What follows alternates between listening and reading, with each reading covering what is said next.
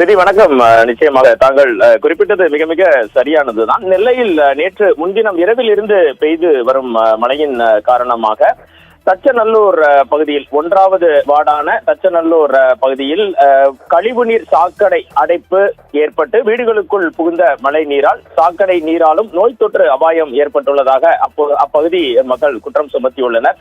இது போன்ற நிகழ்வை உடனடியாக சரி செய்து தர வேண்டும் என திருநெல்வேலி மாநகராட்சிக்கு அவர்கள் கோரிக்கையும் விடுத்துள்ளனர். திருநெல்வேலி மாநகராட்சிக்கு உட்பட்ட தச்சநல்லூர் மதுரை ரோடு 1வது வார்டு பகுதியில் இருந்து அந்த பைபாஸ் சாலை செல்லும் வரையிலான முக்கிய சாக்கடையில் அடைப்பு ஏற்பட்டு அப்பகுதி மக்களின் இயல்பு வாழ்க்கை பாதிக்கப்பட்டுள்ளது.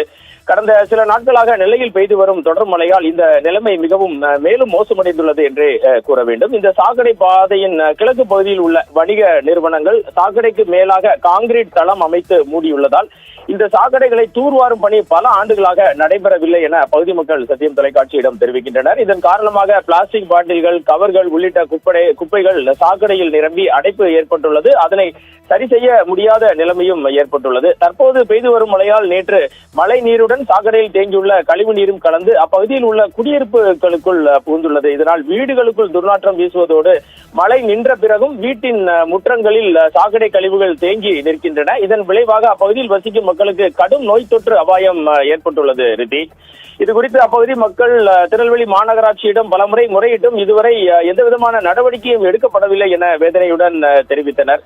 தற்போது 13வது வார்டு பகுதியில் கழிவுநீர் சாக்கடை தூர்வாரும் பணிகள் நடைபெற்று வருவதை சுட்டிக்காட்டும் அவர்கள் அதே போல தச்சநல்லூரின் 1வது வார்டு பகுதியிலும் அடைத்து இருக்கும் இந்த சாக்கடையை உடனடியாக மாநகராட்சி நிர்வாகம் ஜேசிபி இயந்திரம் மூலம் தூர்வாரி சீரமைக்க வேண்டும் என அவசர கோரிக்கையை சத்தியம் தொலைக்காட்சி மூலமாக விடுக்கின்றனர்.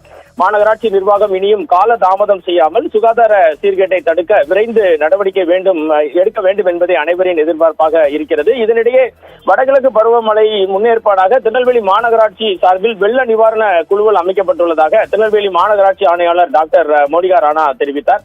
இந்த சாக்கடை அடைப்பு பிரச்சனைகளும் உடனுக்குடன் அட்டெண்ட் செய்யப்படுவதாகவும் நிச்சயமாக நியாயமான தீர்வு உடனடியாக வழங்கப்படும் குறிப்பிட்டார். தொடர் மழையால் திருநெல்வேலி மாவட்டம் பனகுடி பகுதி குமந்தான் கிராமத்தில் நெற்பயிர்கள் தண்ணீரில் மூழ்கியதால் அப்பகுதி விவசாயிகள் தங்களுக்கு இழப்பீடு கேட்டு கோரிக்கை விடுத்துள்ளனர். திருநெல்வேலி மாநகரத்தை பொறுத்தவரை குடியிருப்பு பகுதிகளில் தியாகராஜ நகர் பகுதி, மின்வாரிய ஊழியர் குடியிருப்பு போன்ற பல்வேறு பகுதிகளில் புதிதாக அமைக்கப்பட்ட சாலைகளில் மழை நீர் தேங்குவதாக அப்பகுதி மக்கள் புகார் அளித்துள்ளனர். நேற்று இரவு முதல் மழையின் அளவு சற்று திருநெல்வேலி மாவட்டம் முழுவதுமே குறைந்துள்ளது.